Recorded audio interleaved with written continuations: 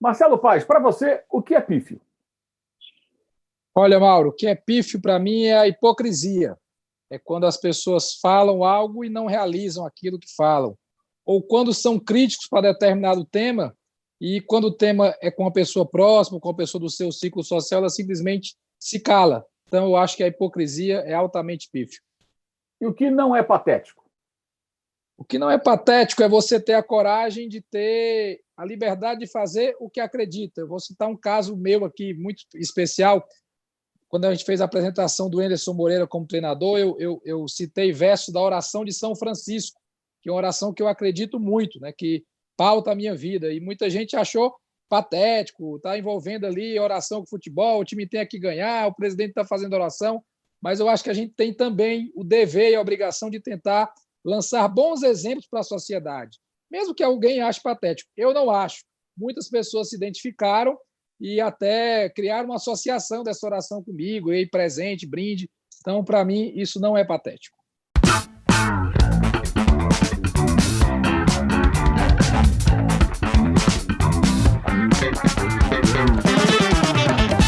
Esse é o Dividida no All Sport. O entrevistado da vez é Marcelo Paes, presidente do Fortaleza, um clube, presidente, que em 2009 foi rebaixado à Série C do Campeonato Brasileiro.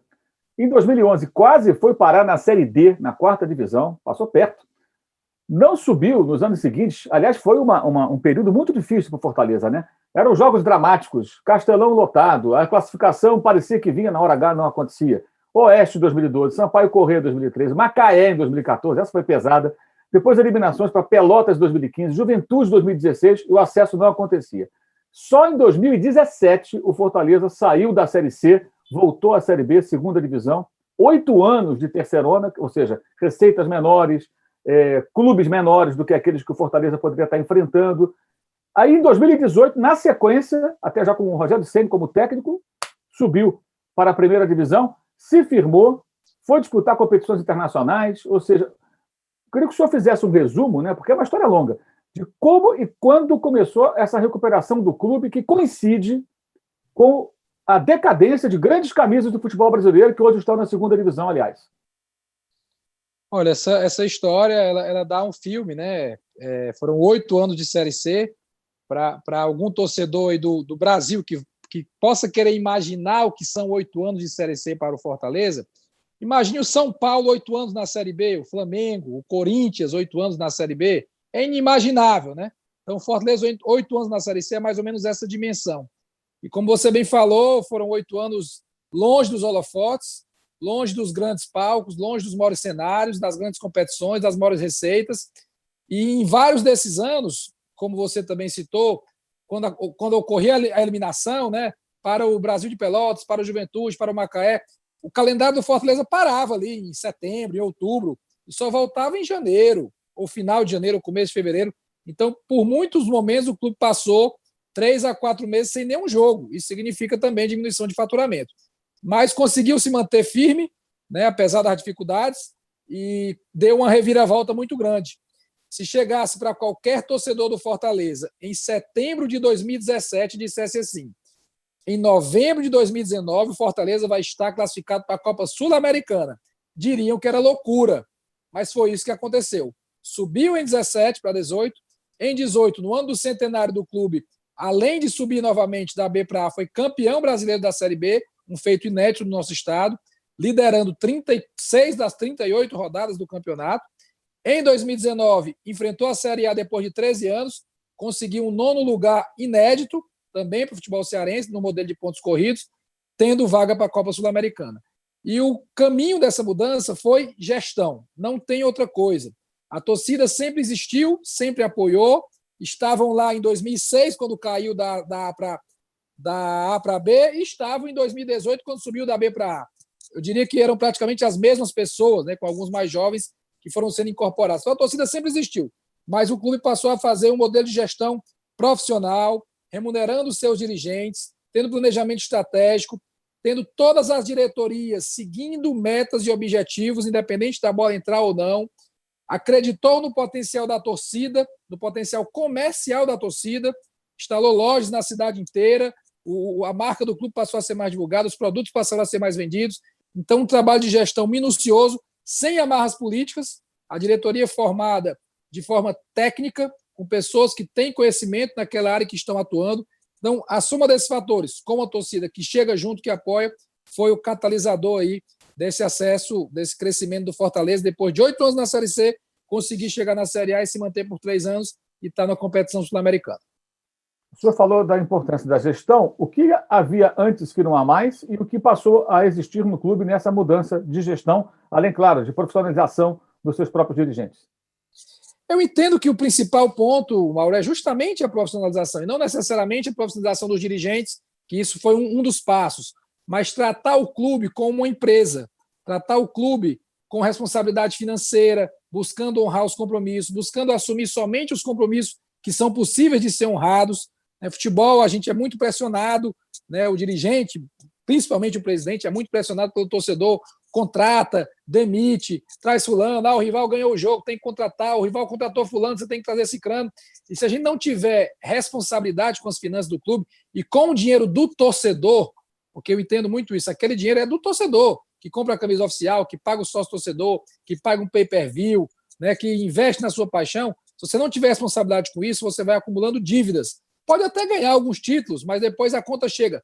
Para todo mundo a conta chega. Então, quando eu falo de profissionalização, não é só de remunerar dirigentes. Isso é um dos passos para cobrar um compromisso ainda maior dos mandatários do clube, mas é de ter processos, práticas do dia a dia, tal qual a empresa, responsabilidade com o orçamento do clube, ousadia em alguns momentos, como foi trazer o Rogério Ceni em 2018, quase ninguém acreditava, muita gente achava que não daria certo, e foi um sucesso, passou mais de 1000 dias no clube, participou de vários títulos, então é um processo como um todo, tratando o clube com a gestão realmente profissional. Qual era a situação financeira do clube antes dessa virada e a situação financeira do clube hoje? Em termos de dívida, capacidade, arrecadação, a capacidade de criar dinheiro novo, né, novas receitas? O Fortaleza não era um clube tão endividado, né? Eu tenho que relatar isso. Né? Eu entrei no clube em 2015 como diretor de futebol. Havia algumas dívidas? Haviam, mas não era um clube de endividamento tão grande a nível trabalhista ou a nível tributário, já estava no Profut, já tinha um trabalho ali de tentar organizar o clube administrativamente, mas faltava os saltos esportivos, né, que geram uma questão financeira maior. Para se ter uma ideia, o orçamento do ano de 2017, que foi o ano que subiu, foi de 24 milhões de reais. No ano de 2018 já realizou quase 70. No ano de 2019 realizou perto de 100. E o orçamento projetado para 2020 chegaria a 120 milhões se não fosse a pandemia. Então isso mostra numericamente, né, a ascensão financeira do clube, e nesse caminho de ascensão, diminuindo dívidas, né, pagando as dívidas trabalhistas que haviam, tributárias, cíveis, gerando dinheiro novo através de royalties, através de produtos licenciados, através da marca do clube, que foi criada ali em 1918. Então, tem alguns números bastante significativos de orçamento, de maior venda da história do clube, com alguns jogadores, de maior compra da história do clube, como foi a compra do David. Então, tem alguns números aí que podem ilustrar essa trajetória do que era em 2017 e do que chegou até 2019, 2020, 2021. O senhor falou da marca do clube. Eu queria falar um pouquinho sobre isso, né? No Nordeste, especialmente, no Brasil, não são poucos os clubes importantes que têm as suas marcas próprias. No Norte e no Nordeste também tem, acho que o Paysandu, que também ainda tem. Ou seja, os clubes eles acabam não firmando mais acordo com marcas de material esportivo, né? São inúmeras, e criando sua própria marca e não fabricando, porque o clube não fabrica, mas encomendando a empresas que confeccionam o seu próprio material e comercializando e distribuindo. É mais lucrativo? Quais são as vantagens que o Fortaleza tem cuidando da sua própria marca e produzindo seu próprio material? A marca própria do Fortaleza, que é a Leão 1918, foi criada em 2016, na gestão do presidente Jorge Mota. Eu era diretor de futebol na época. É um grande ganho financeiro para o clube. O clube passa a ter uma margem muito maior na venda de materiais, e a camisa é o principal ativo que vende, a camisa de jogo, só que a gente diversificou isso, tendo a camisa 1, a 2, a 3, a de goleiro, a do Outubro Rosa, na época da Copa do Mundo, a amarela. Então a gente diversificou bastante o leque de produtos oficiais do clube. A flexibilidade para se fazer uma camisa é muito maior no modelo de marca própria. O dirigente pensa, junto com a equipe, de marketing, de planejamento, em até 60, 80 dias a camisa está para ser entregue à venda para o torcedor. Desenha a camisa, produz, entrega. Então é rápido o fluxo. Você não fica dependendo de que a empresa X faça o seu layout quando for lançar a camisa. Isso perde um tempo enorme. Aqui a gente já lançou camisa em situações super pontuais que geraram receita para o Fortaleza, flexibilidade de fazer o material, controle. A gente sabe exatamente o que é produzido e o que é vendido. Quando isso está na mão de terceiros, o controle é muito mais difícil. O Fortaleza via pouquíssimo dinheiro antes de 2016 na venda de camisas, porque nós não tínhamos um controle exato da quantidade, quando ativaria o royalty, de quanto passaria a pagar para o clube. Hoje a gente sabe quanto produz, sabe quanto vende, sabe quanto arrecada. Então, em todos os aspectos, eu afirmo que é muito melhor para um clube como o Fortaleza ter a marca própria. Por que também? Porque os gigantes do futebol mundial, a Nike, a Adidas, entre outros, que são marcas sensacionais, mas elas não enxergam Fortaleza como um ponto de venda tão grande. Elas acham que se a gente for vestir o Fortaleza, a gente vai dar aqui um enxoval, mais um valor X e vamos vender as camisas. E no outro modelo a gente consegue uma rentabilidade, um controle, uma flexibilidade muito maior. Certo. E queria falar um pouquinho da estrutura, né? Em que mudou a estrutura do clube nos últimos anos? Como era e como passou a ser?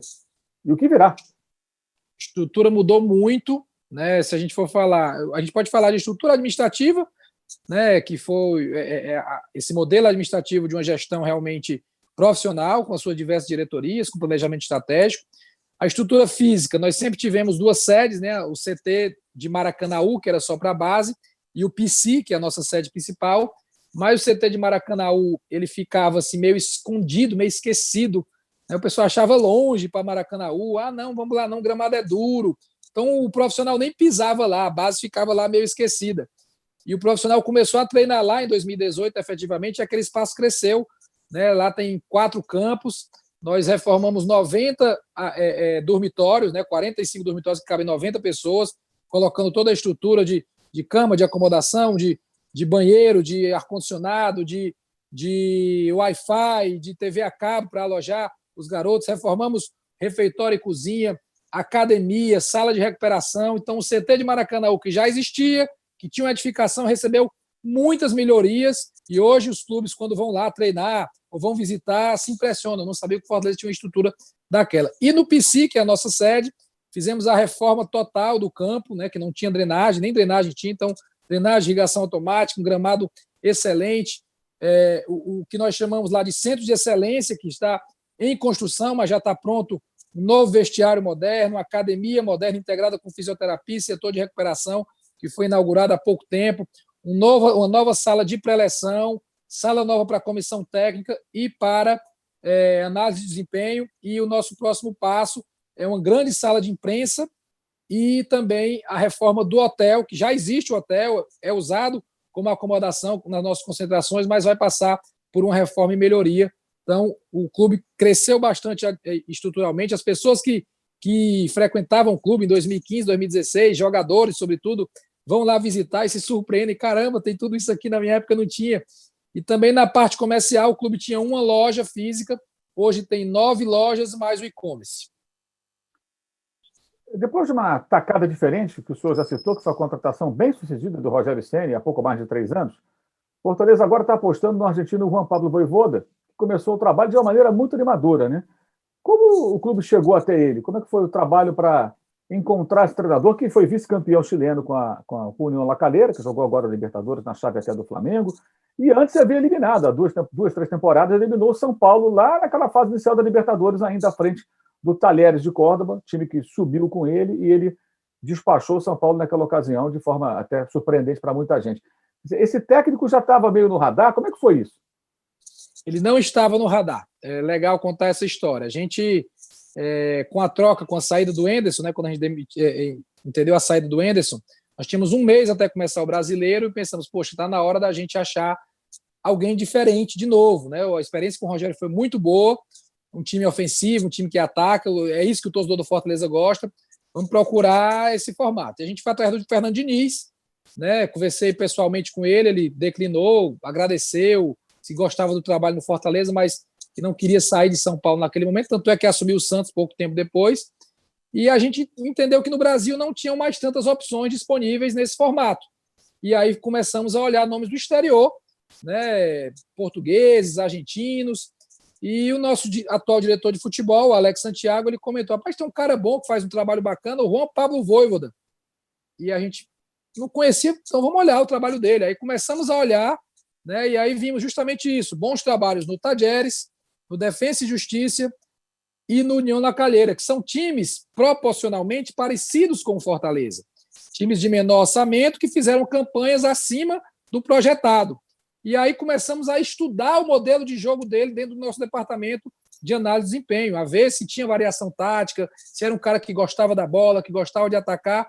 E eu comecei a pegar informações gerais com pessoas, com amigos, com pessoas de confiança que têm acesso ao mercado chileno, ao mercado argentino, ao mercado da América do Sul. E as informações foram sendo boas, interessantes.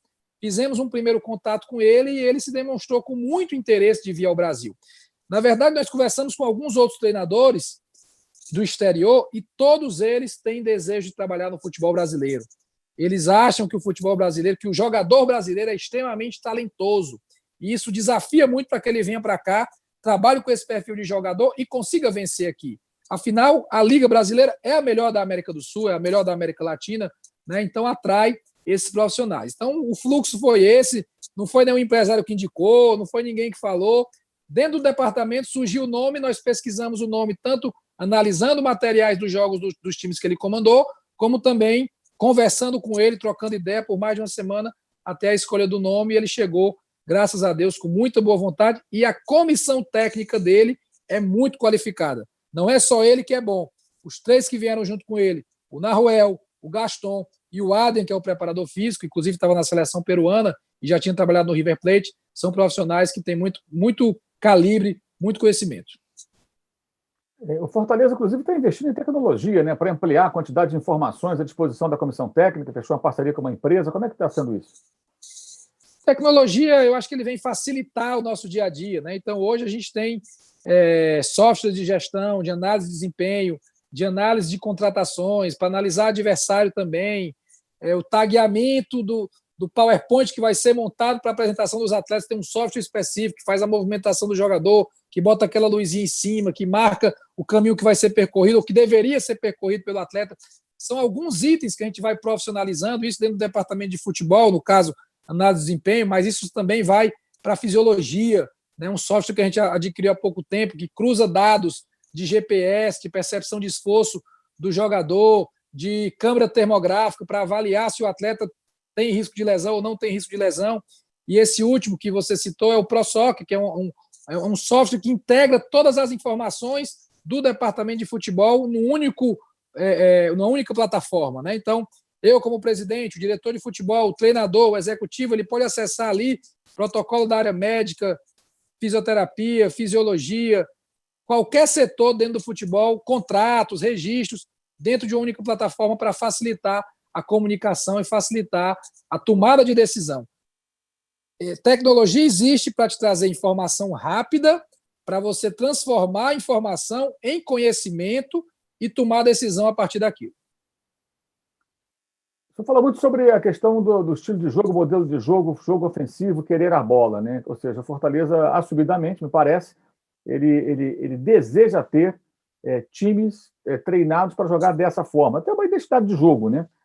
O que mudou no clube na visão de futebol e do que é preciso para ser competitivo nesses 3 últimos anos? Eu falo dos 3 últimos anos porque é justamente o momento que dá o salto para a primeira divisão e, evidentemente, muda bastante, né? Você passa a duelar com times de um nível mais alto e aí você tem que estar preparado para isso. O que mudou na visão de futebol? Quando o Fortaleza estava na Série B, via futebol de um jeito, agora vê de outro, mudou isso? A presença do Rogério aqui ajudou muito nessa mudança, né? O Rogério tem uma mentalidade ofensiva, corajosa. Quando o Rogério foi para o Cruzeiro, que ele fez algumas alterações no jogo lá contra o Inter, o pessoal, caramba, tirou o zagueiro e botou o Henrique de zagueiro. E a gente já sabia que ele ia fazer aquilo que ele fazia aqui. Muitas vezes ele precisava ganhar o jogo, ele não tinha mais tantas alterações, tinha a última, né? Ele tirava realmente um zagueiro e botava um atacante, descia o volante para ser zagueiro, empurrava o time para cima. Então a gente passou a acreditar que tem que gostar de ganhar jogo, que buscar os 3 pontos vale muito mais do que tentar segurar um. Às vezes segurar um é importante. Você não vai jogar toda hora de peito aberto também. Não adianta eu enfrentar o Flamengo hoje, o Palmeiras, de peito aberto. Tem que ter estratégia, tem que saber também se defender e sair do espaço. Mas a coragem de ganhar, ter zagueiros que sejam construtores, não só que dê chutão, abolir praticamente aquele camisa 5 que só fazia marcar e distribuir o passe curto. Hoje você joga com 2-8, que marca e joga, que marca e joga, que finaliza. Não necessariamente é o box-to-box que vai e volta, pode ser um cara que construa ali o primeiro desequilíbrio, né, como se diz.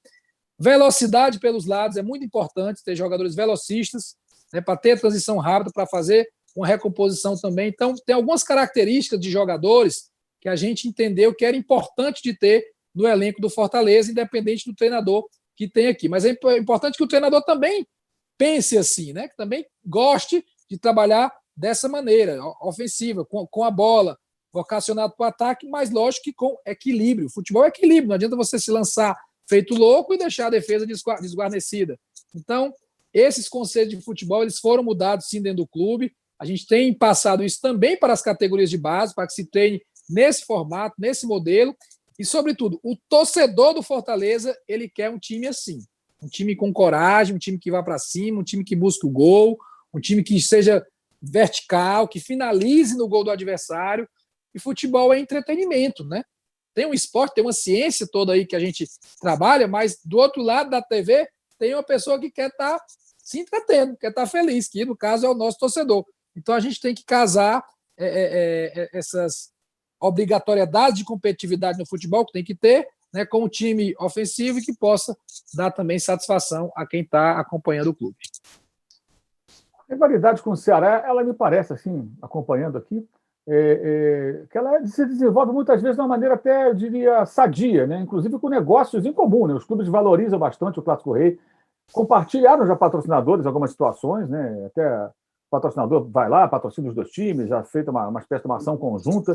Queria que você falasse um pouquinho sobre isso, a maneira como vocês estão fazendo, vocês do Fortaleza, mais do Ceará, que também segue firme na Série A, para que esse clássico ganhe mais repercussão, mais corpo, e seja bom para os dois, né? Do ponto de vista também de retorno financeiro e tudo mais. Né? E como é que é a sua relação nos negócios, digamos assim, dos clubes, né? Com o presidente Robson de Castro?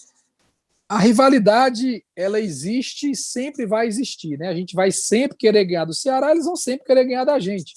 E às vezes eu ligo para o Robson, depois de um jogo dele, digo, Robson, eu estava secando aqui o teu time, viu? E ele faz a mesma coisa comigo, então isso é normal. Porém, a gente adquiriu, acredito eu, uma maturidade institucional de entender que em muitas situações a gente pode trabalhar junto.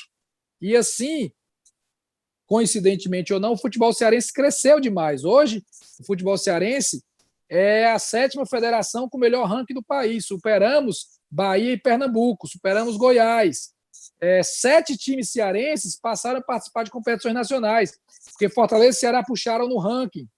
E nós já fizemos aqui patrocinador. O cara chega, olha, eu quero a gente faz uma prospecção comercial. Olha, bota aqui a tua marca no Fortaleza. Eles, cara, eu só boto se for nos dois. Não tem problema. A gente faz uma ligação para o pessoal do Ceará, estamos aqui com a marca X, eles só querem se for os dois. O valor é o mesmo, a gente não briga para que um receba mais do que o outro, entende uma igualdade. Os departamentos comerciais conversam e no final, na assinatura, vai o Robson e vai o patrocinador. Né? E isso mostra para o mercado credibilidade, maturidade, e isso tem feito crescer as receitas dos nossos clubes com a rivalidade intacta. A gente vai sempre querer ganhar do outro, mas comercialmente a gente consegue fazer isso. Antes da pandemia, estávamos gerindo a Arena Castelão em conjunto, os serviços de estacionamento e de bares eram em conjunto, porque hoje tinha jogo do Fortaleza, amanhã tinha jogo do Ceará. Não tinha sentido nenhum você tirar uma equipe, equipamentos para botar do outro. Então, isso também facilitou no trâmite de conversa com a federação, com o governo do estado. Eu já representei o Robson em reuniões na CBF, que ele não podia estar, e vice-versa, que há um respeito. Então, a gente conseguiu atingir essa maturidade. É bom para os clubes, é bom para o futebol cearense, mas a rivalidade sempre vai existir, sempre um vai querer ganhar do outro. E é uma grande alegria quando se ganha do rival. Por mais que o Fortaleza seque o Ceará e o Ceará seque o Fortaleza, para os dois é melhor que os dois estejam na Série A, não, presidente? É melhor para os dois, é melhor para o Estado. Eu digo muito o seguinte, o Fortaleza está na Série A Se fosse o Vitória, o dinheiro estava indo para Salvador. Se fosse o Cruzeiro, o dinheiro estava indo para Belo Horizonte. E quando eu digo dinheiro, são as cotas de TV mesmo, que são os maiores percentualmente que compõem o orçamento de um clube, entre outras receitas advindas de estar numa Série A. Então, para a economia do Estado, gera um ganho financeiro. Para a autoestima do povo cearense, isso é muito importante. E um puxa o outro, né? Quando um dá um passo... Em 2019, nós fomos para a Sul-Americana. Nosso torcedor ficou em êxtase. Em 2020 foi o Ceará, conseguiu a vaga na Sul-Americana. O nosso torcedor ficou chateado, porque o do Ceará foi. Então, um vai puxando o outro, e eu acho que isso causa com que o futebol cearense ganhe como um todo. Como o Fortaleza tem procurado compensar as inevitáveis perdas de receita da pandemia? São realmente inevitáveis, né? O que a gente tem tentado fazer, no caso com o sócio-torcedor, por exemplo, que ela está diretamente atrelada à presença de público no estádio. Se o cara não pode ir para o jogo, ele não paga o sócio, né? Ele deixa de pagar, prioriza outra receita, outra despesa. E a gente trabalhou com promoções, diminuindo o preço, criando planos mais populares, dando brinde para o sócio-torcedor. Melhoramos muito o nosso e-commerce, né? A loja virtual, principalmente nos períodos em que as lojas aqui ficaram fechadas com lockdown. Nosso e-commerce disparou de venda, passando a ser uma loja extremamente rentável. Então, a gente aprendeu a trabalhar melhor o e-commerce devido à necessidade. Então, dessa forma também a gente conseguiu gerar outra receita. Então, é com criatividade e também reduzindo algumas despesas, né? Se faz necessário que o clube, de alguma maneira, racionalize algumas situações. Ano passado, quando houve aqueles programas do governo federal de redução de jornada de trabalho, suspensão de contrato de trabalho, o clube fez uso dessas ferramentas, isso gerou uma diminuição de despesas também, mas não demitimos ninguém, nenhum funcionário foi demitido durante esse processo. Então, a gente tentou equalizar, né, a dificuldade, as perdas, com criatividade, criando dinheiro novo, com redução de despesa, e conseguimos atravessar até aqui a pandemia dessa maneira. Fortaleza estreou em competições internacionais nessa atual fase, né? Aquele confronto com o Independiente na temporada passada, né? Quais são as metas do clube em relação a torneios além fronteiras, ou seja, além do território nacional, com relação também à expansão da sua marca e tudo mais? Eu acho que a gente tem que sonhar em todos os anos estar presente. Se vai conseguir ou não é outro passo, mas a gente tem que acreditar nisso. E para isso passa por estar na Série A. Estar na Série A é a consolidação da marca, da força, da estrutura, da história do clube no mais alto nível do futebol nacional. E entre estar na Série A e ir para uma Sul-Americana, às vezes a diferença é de 2, 3 pontos, é uma vitória a mais, né? Então a gente tem que estar sonhando com isso. Nós jogamos a Sul-Americana de 2020, né? Conseguimos em 2019. Foi sensacional a nossa passagem. Não estou nem falando do ponto de vista esportivo, porque fomos eliminados, mas fizemos um grande duelo contra o Rei de Copas, que é o Independiente. Invadimos a Argentina, foram mais de 3 mil torcedores para Buenos Aires assistir o jogo, foi uma coisa linda. Então o torcedor ficou com aquele gostinho, com aquela vontade de participar de novo. E eu acho que esse tem que ser o nosso desejo. Está sempre buscando uma vaga na Copa Sul-Americana e quem sabe, em algum momento, em algum ano, né, uma situação esportiva mais favorável, a gente consiga participar de uma sonhada Libertadores. Eu acho que é um passo a passo. Mas estar na Sul-Americana, ano a ano, vai consolidar a marca do clube, como fez Defensa e Justiça, como fez Independiente Del Valle, como está fazendo União La Calera, exemplos de outros países, de times menores, que passam a se consolidar no cenário internacional. Falamos do cenário internacional, agora eu queria voltar para o cenário local. Qual a importância da Copa do Nordeste hoje para o Fortaleza?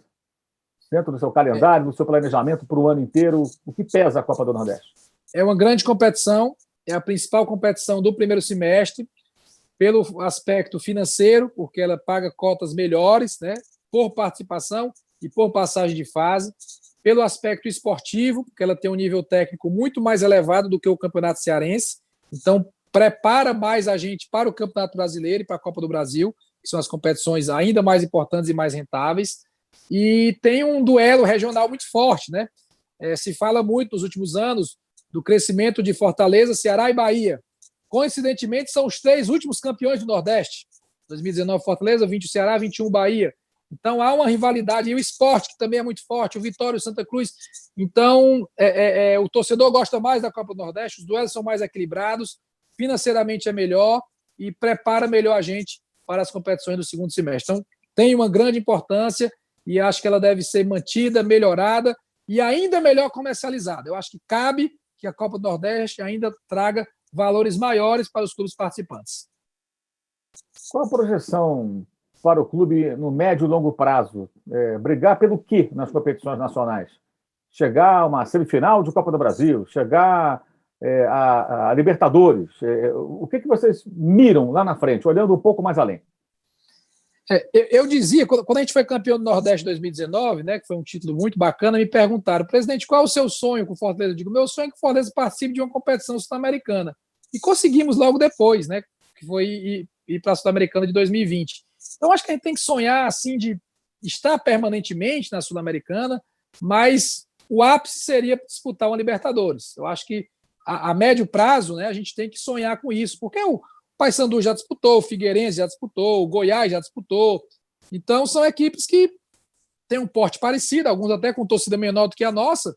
O Sport já disputou, e por que não o Fortaleza disputar também a Libertadores em algum momento? Eu acho que o caminho vai para isso. Não é fácil, né? A gente sempre entra no Campeonato Brasileiro com um orçamento bem menor do que quase todos os clubes, principalmente com os que vão para a Libertadores. O orçamento deles sempre é 2, 3, 6 vezes maior, em alguns casos, ou até mais.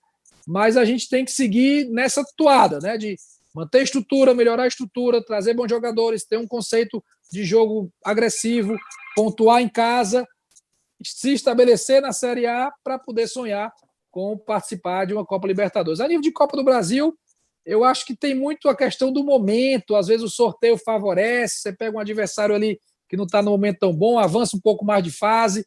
Então a Copa do Brasil ela é um pouco mais surpreendente e, por vezes, clubes menores conseguem chegar mais longe, como o América, que chegou na semifinal ano passado.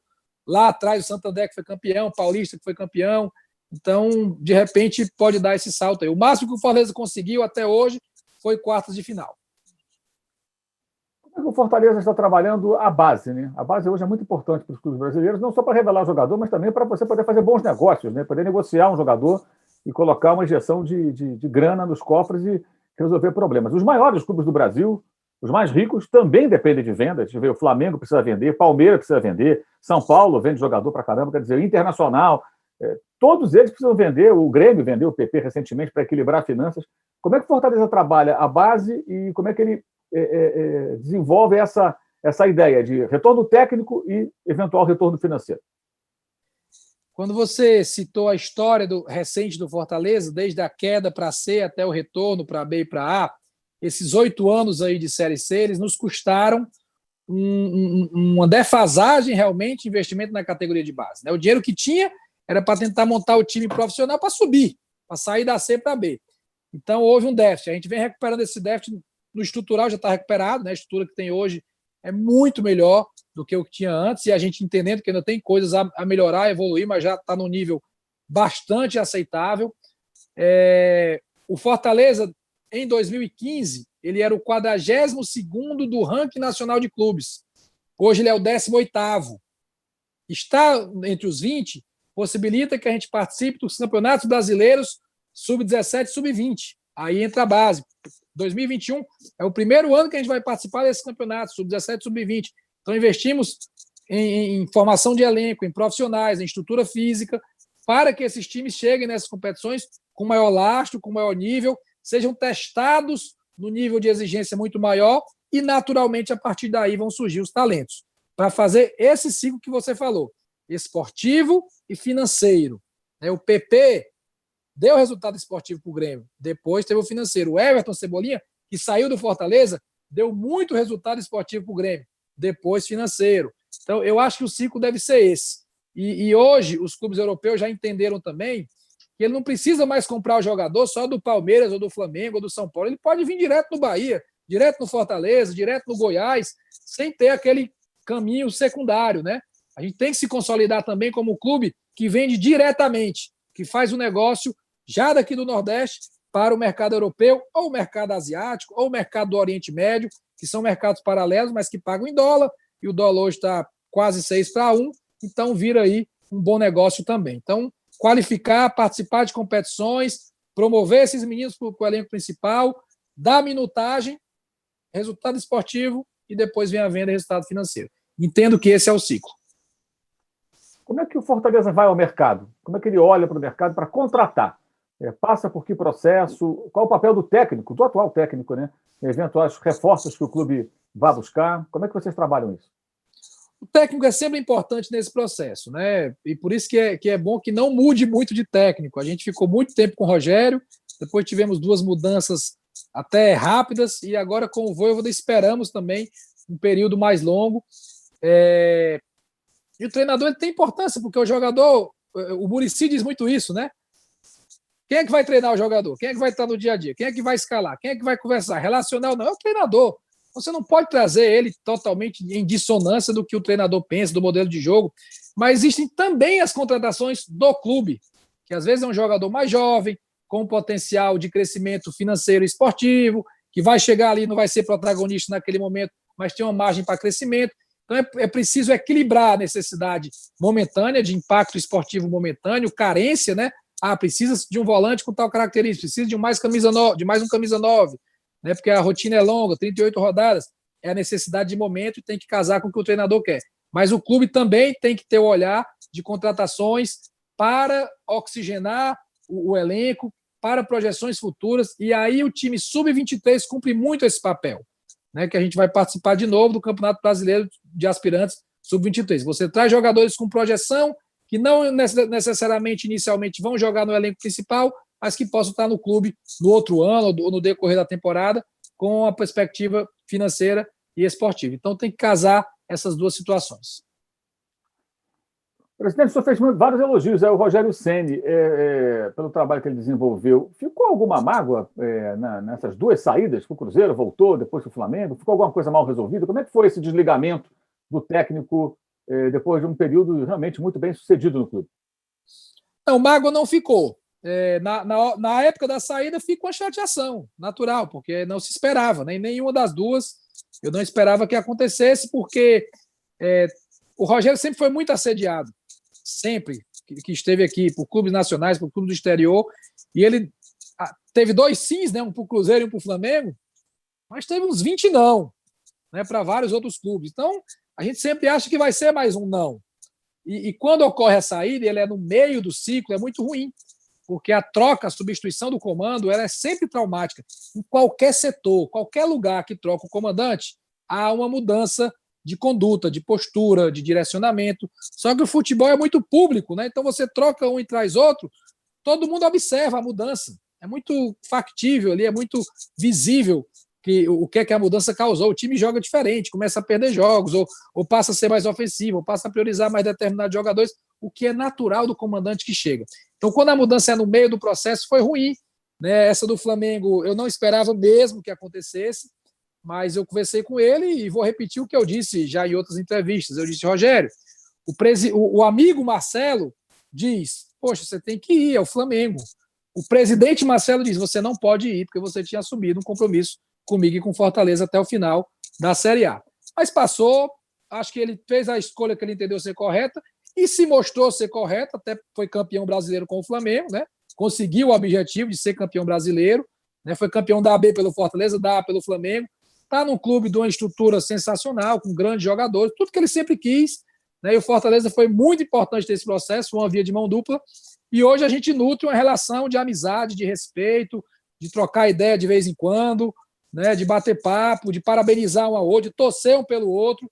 Então ficou aí uma gratidão, uma amizade, um respeito, mas na época que acontece a saída, fica assim um pouco de chateação, mas essa mágoa já foi completamente apagada. Qual a dividida que o Marcelo Paz não pode perder?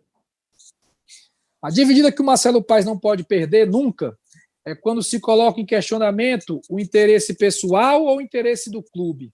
O interesse do clube sempre tem que estar acima, em qualquer situação.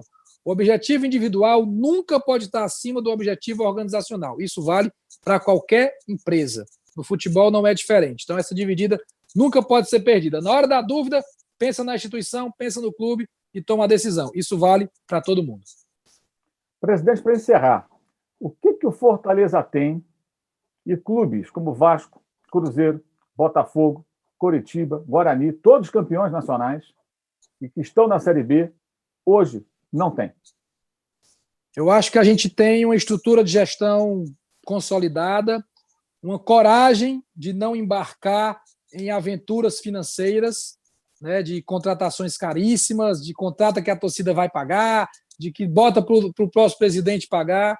Eu acho que isso são coisas que a gente vem fazendo com responsabilidade, honrando os nossos compromissos, acreditando na gestão, e isso fez com que o Fortaleza hoje esteja na Série A e essas grandes instituições não estejam, que vão voltar, certamente vão voltar.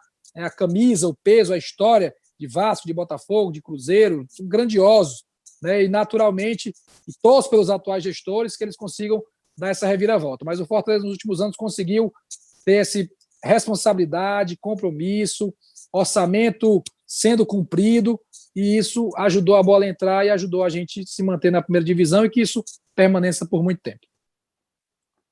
Esse foi o Marcelo Paes, presidente do Fortaleza, que segue firme na primeira divisão, com muitos planos, com ambições, dentro do seu projeto esportivo no futebol. Presidente, muito obrigado pela entrevista, muito sucesso para o Fortaleza em mais uma temporada, agora com o técnico argentino.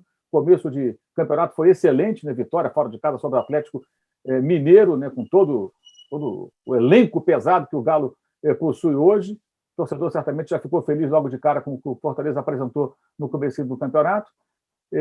Então, agradeço a entrevista do presidente, muito sucesso e até o próximo Dividida aqui no All Sport. Valeu, saudações. Muito obrigado, Mauro. Parabéns pelo teu trabalho como um todo. Admiro muito. Para mim é uma realização poder bater esse papo aqui com você. Valeu. Até a próxima. Até mais.